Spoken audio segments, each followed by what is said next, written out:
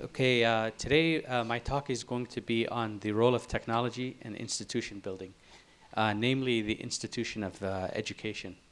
The first thing I want to address is why do we talk about the role of technology in the building of the institution of education? First of all, it's often overlooked. It's something that's very difficult to politicize, so it doesn't get a lot of attention. As we saw with the last talk, it can turn into a major landmine with a lot of opinions and emotions and everything like that. This is something that doesn't get addressed a lot, and it needs to be addressed. There's a problem in the current Somali society. It's more than brain drain. It's the elder generation is more educated than the younger generation, probably in Somalia specifically. Because of the breakdown of the original institutions, there have been at least, you could say, 2 generations now that have not benefited from formal education. And given that the political solution is very difficult, it's almost intractable, you could say, we can't afford for more generations to be lost due to waiting for political institutions to provide some input to education. People need to get on with their lives, and they need to empower themselves. We've discussed over the past day or two the limits of the limits of our current situation. We've talked about briefcase NGOs. We've talked about ineffective institutions. We've talked about a lot of things, but what needs to happen is people need to take control of their own lives through education and literacy. We've witnessed the de-evolution and decentralization of the one city nation state that Sister Fawzia mentioned yesterday. The government is not going to play the role that it did before with a very central influence on education. The organic growth means that it needs to be decentralized. Basic education needs to exist across all of Somalia.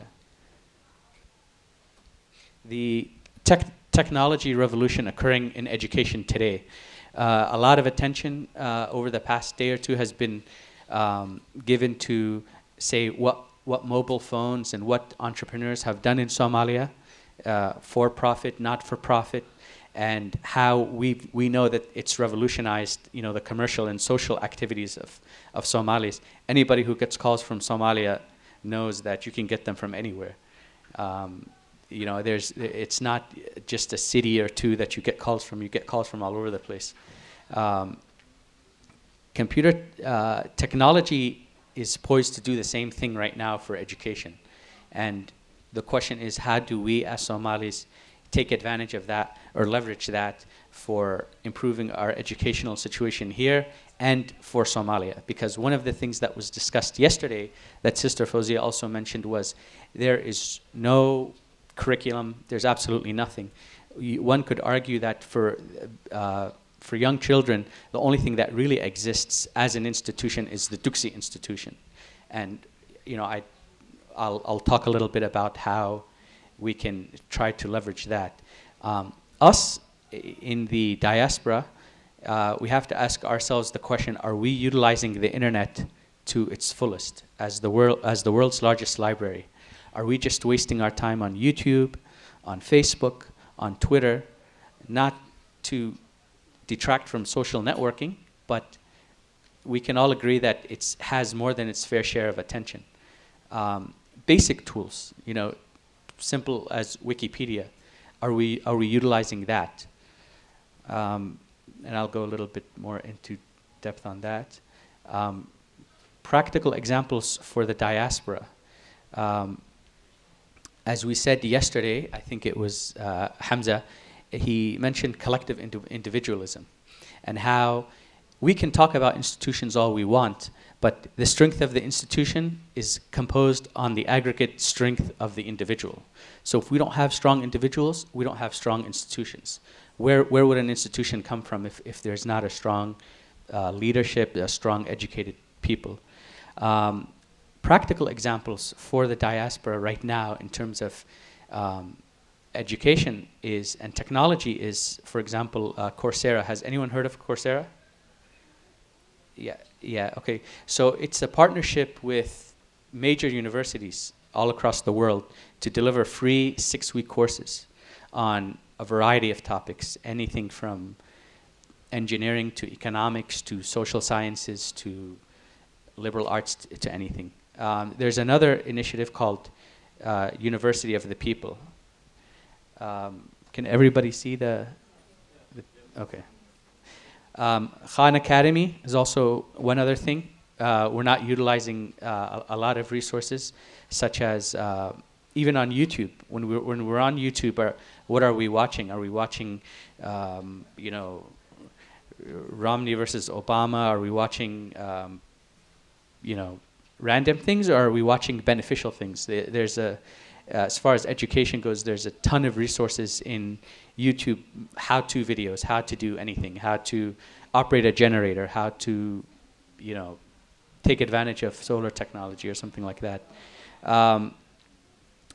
There's also the need for need-based education. Sahanun yesterday in his talk, when he mentioned Somalia and when he went there and the wide range of emotions that he expressed, he mentioned that he wanted to start learning about civil engineering because of the need in Somalia. So us as diaspora, are we aware of the need in Somalia, and do we know what's happening, what's needed there, and how we can contribute?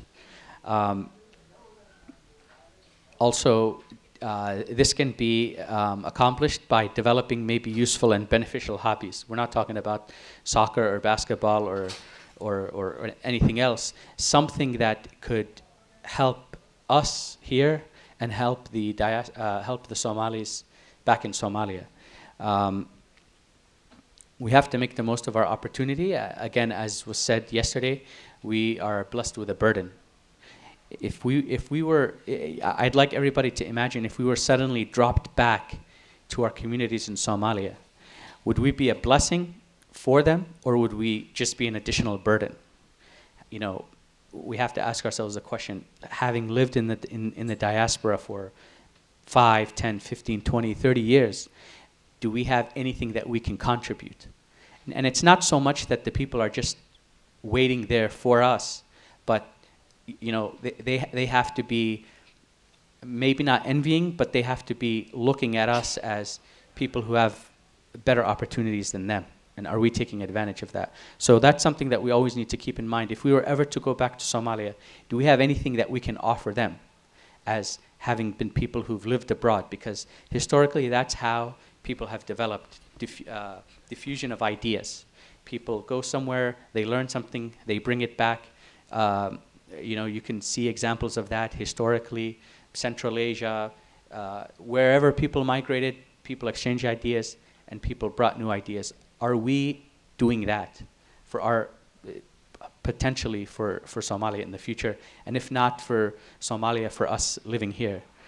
Will we have anything to do? Will we have anything to show for the opportunities that are afforded to us?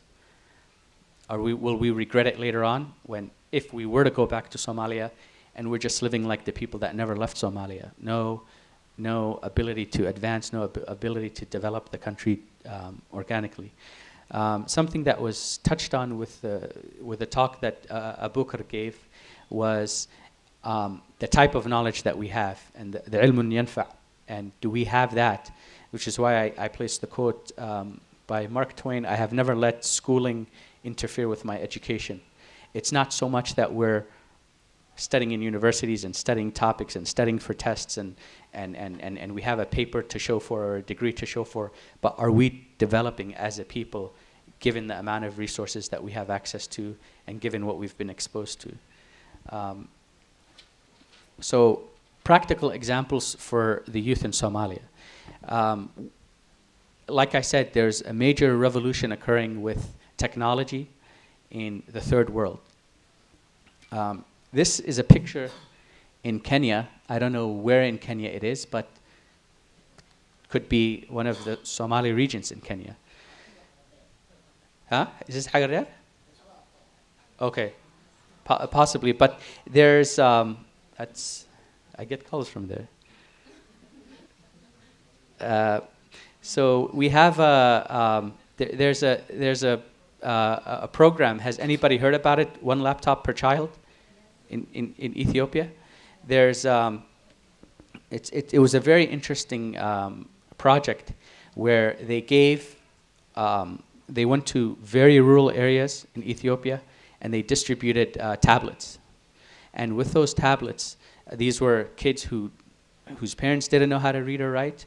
They didn't know how to read or write, but they just gave them the tablets and they just let the kids, do what they could with them. Some of the results, if you Google it, you can find all the information about it. But some of the conclusions or the objective was that if they can learn to read, then they can read to learn. So what that is nurturing is the development of the child by himself or by herself, given the amount of resources that they can have access to. So one of the benefits of a basic education is just to learn how to read, because once you learn how to read, you can learn to teach yourself, and that's only becoming truer and truer in today's society, where you could, we have, again, like I said, access to the internet, which is basically the world's largest library. Some of the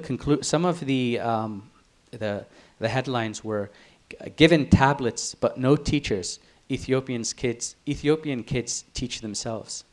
And what they did is they said, we left the boxes in the village closed, taped shut, no instruction, no human being. I thought the kids will play with the boxes. Within 4 minutes, one kid not only opened the box, but found the on-off switch. He'd never seen an on-off switch. He powered it up. Within 5 days, they were using 47 apps per child per day. Within 2 weeks, they were singing ABC songs in English in the village. And within 5 months, they had hacked Android. Some idiot in our organization or in the media lab had disabled the camera, and they figured out it had a camera, and they hacked Android. They said previous one laptop per child studies have shown that kids will use their computers to teach their parents to read and write as well, which is incredibly amazing and awesome.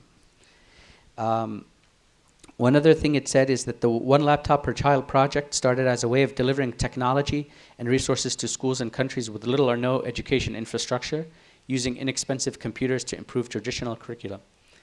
What the OLPC project has realized over the 5 or 6 years, though, is that teaching kids stuff is really not that valuable. Yes, knowing all your state capitals, how to spell neighborhood properly and whatnot isn't a bad thing, but memorizing facts and procedures isn't going to inspire kids to go out and learn by teaching themselves, which is the key to a good education. Instead, One Laptop per Child is trying to figure out a way to teach kids to learn, which is what that experiment is all about.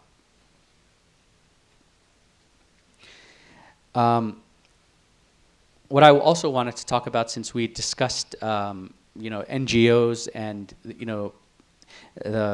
we mentioned dead aid yesterday, and how all the aid going to Somalia is not really doing anything to fundamentally change what's happening, because we focus on a lot of big things, big ticket items. We're expecting somebody to come in and build us a bridge or build us a road or build us a dam, and that's nobody is in the world is that altruistic. Nobody is going to just come in and do that for you. We need to develop our education institutions, because we actually need to consider us as the diaspora as the NGO. We are the NGO. We can't rely on a foreign NGO. We can't rely on very large centralized resources, because, like we said, in Somalia, that we're not going back to that. We're not going back to a centralized government, a centralized curriculum, national songs and stuff like that, maybe in the future, but now it has to start very decentralized and very organic. NGOs are not willing to take those risks, which gives Somalis an opportunity. We mentioned how there wasn't a unified curriculum in Somalia, and we could say that that's a problem, but that's also an opportunity, because of the fact that we, as the diaspora, are able to leverage all these newer technologies. And we're not talking about very expensive tablets. We're not talking about iPads or anything like that. We're talking about $50 tablets that can be used to create very simple curriculum. And once that curriculum is created, we can reuse it over and over again. So you send a tablet to Muduk, you can send it to the north, you can send it to the south, you can send it to the east. It's the same curriculum that we can reuse, rather than trying to find a way to collect books, which is fine. But there are a lot of, most books that are available right now are free. So not most books, but a lot of books are free. And that can develop the basic literacy for children. One website here is fiction.us. These are free color short books. And that has tremendous implications for developing literacy for the Somali youth, because if kids in Ethiopia that don't have any institutions and are just, don't have parents who can read or write, and they can't read and write themselves, are running around with tablets and learning ABCs and how to have interaction and read, then Somalis at least have an institution called the Duksi. And the Duksi is some level of formal education. It's some level of an institution that doesn't have to be created, doesn't have to be imposed on people. Those Duksis exist. We have very inexpensive tablets that can be used to have Quran and related media on it, as well as other subjects. And we can maybe use that as a way to try to create a national curriculum that can be reused over and over. And what I'd like to do is maybe just give a very, very practical demonstration on what I mean. Yeah. So there's a lot of people who can correct my Somali, but I just threw that up there. But this is a way that we can teach kids in Somalia basic concepts with very little resources. This is just a simple application that can teach Somali children algebra just by visually looking at it. They can just change the numbers, and they have almost an infinite number of example problems that they can use for algebra. And this is very easy, and there's almost an infinite number of applications that exist already on the internet. All you have to do is just change a few lines for the language. I don't think Adam's satisfied with my Somali. But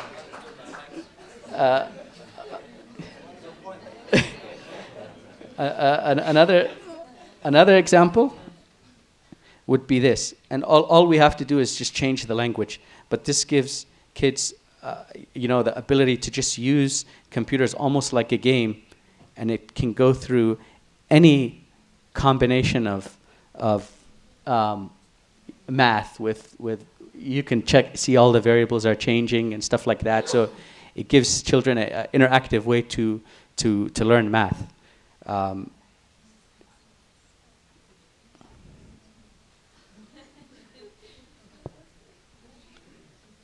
So this is an example of learning by doing, learning by seeing. There are a few others which I just changed the language for. This is probably even worse, Adam. But this is a way to teach very young Somali children multiplication. Everything automatically runs, and they can do any number of basic multiplication. The kids can change the numbers. I'm sorry? Oh yeah, no, this is actually available from Wolfram. Exactly, Wolfram Alpha, and I was saying this is the basis. This can be used as the basis of a curriculum because there are so many examples that are out there, and all I did was just change a few lines for the language, and I maybe didn't even do that correctly, but as you can see, all you do is you just change the numbers, and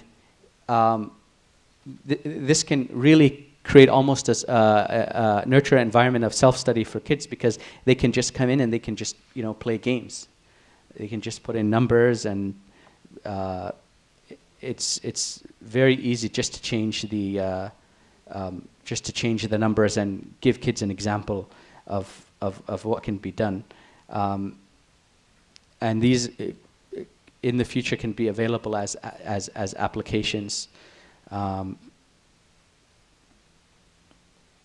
Here's another example. This is probably my masterpiece, Somali. Rusum ki hierarchy sine iya cosine. Oh, waqtiga kusapsan. So that's the hirar means wave, right, Ad? Here. Okay. So, but we can.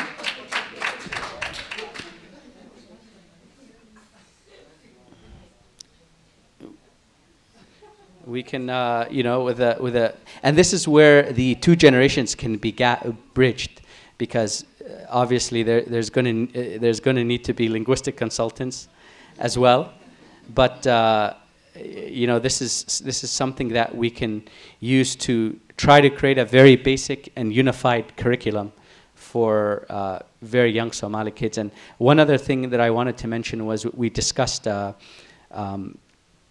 vocational skills. Abu Kararman in the video tape. That's very important, and also there are institutions like Amud University, Mogadishu University, Hiran University that are getting a lot of they're getting a lot of attention, and those are good. But unfortunately, if we don't have strong education at the elementary level, then we're not going to be able to have students who can go into those universities and prosper. So it's kind of almost like the Somali version of affirmative action, because we can discuss affirmative action at the university level, but the important thing is to create a strong education at the elementary level. And this was just a very small demonstration on what can be done to sort of create a Somali version of a basic curriculum system. Does anybody have questions? Jazakallah khair, Ahmed. That was a very good job. It's so far my favorite presentation, being a mathematician. But at the same time, it's a good idea if you just pursue it further, because if not only that is needed, because also the many teachers didn't have any teacher development program whatsoever at this point. So this is going to give them an upstart in a mass scale to use this. At the beginning of your presentation, also the picture that you showed about the Kenya, these are XO program for those who are interested. And it's called One Laptop Per Child. And it's all over the world, from Costa Rica to Afghanistan. And it's really an excellent program. And mostly grassroots organizations fund for it. And it's very cheap. Also, one thing for the, there is Samsung, who is investing in Kenya as a test country, trying to see if they can really expand from 1.2 billion to 10 billion in sub-Saharan countries in 2015. As a private sector, they're distributing in the rural area schools in Kenya laptops that are solar, that run for 15 hours. So that's also another option, that if you choose to translate this free shareware kind of Wolfram, and also MIT had good programs. And there's a lot of ideas that you can make profit from and at the same time make a social difference. And this is the only comments I would say, but I really enjoyed it. Thank you very much. The one reason why I brought this up was because, just the concept of the diaspora as the NGO, this is something that's very, very achievable, because of the costs that are associated with it. It requires organization at the organizational level. It requires people who have skills in education and curriculum development. so it's a little bit more comprehensive, but from a cost perspective, it's not that much. And you know, we're not reinventing the wheel. These are things that are actually working and they're effective, and we just have to figure out how, as a diaspora, we can even create our own social experiment. The website that was being alluded to was the One Laptop Per Child website, which is one.laptop.org. And maybe this is just to spur some interest into seeing how we can take charge of the curriculum that's being developed in Somalia, as opposed to, you know, waiting indefinitely for a national central government to do it for us.